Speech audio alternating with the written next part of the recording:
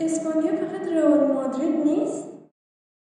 سلام بچه‌ها، امیدوارم که حالتون خوب باشه. امروز اومدم چند دقیقه با هم دیگه به یک کشور دیگه سفر کنیم. این کشور یه جورایی یه دونه از قانونا شبیه ایرانه و جشنای خیلی باحالی داره. یه دونه از چیزایی که بگم این که اونا اینجوریان که توی وسط تابستون باید ظهرها تعطیل باشن و قانونش اینه که بخوابن. خیلی باحاله. یه قانونیه که همه باید بخوابن. و یه فستیوال داره، یه فستیوالی به نام گوجه پراکنی، یعنی اینکه گوجه پرت میکنه. باحاله. زیاد نطرتون نمی‌کنم، بزن بریم که این کشور رو بهتون معرفی کنم و ببینیم چه آداب و رسومی میده. خب بیایم آب و هواشو بررسی کنیم. اگه تو یه روز میخوای مهاجرت کنی، این کشور به دردت میخوره یا نه؟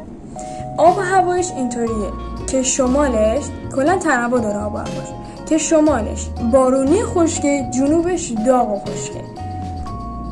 و اونایی که از آب و هوای گرم زیاد خوششون نمیاد بهتره به کشور مراجعه نکنن. اسپانیا یه رسم جالبی که داره، هر کاری که مردم در طول روز انجام میدن، ظهر که بشه باید کار رو تعطیل کنن و برن یه چرتی بزنن.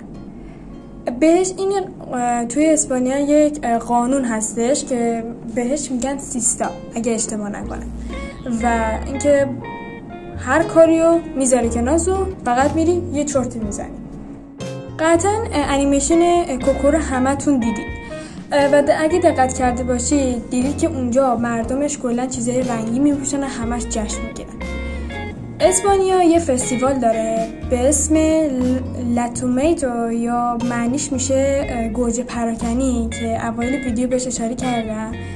و یه فستیوال دیگه هم که هست دویدن جلوی گاواست و جشنای آتیش داره. کلا این فستیوالاشون خیلی هم باحال هم عجیبه.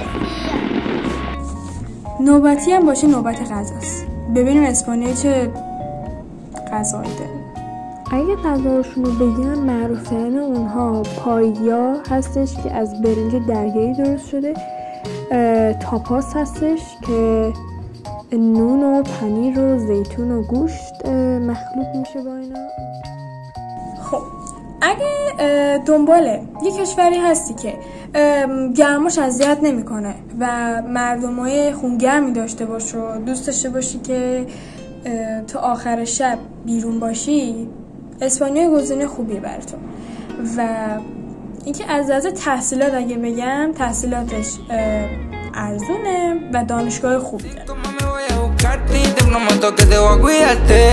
Y si mami estás sola, avísame que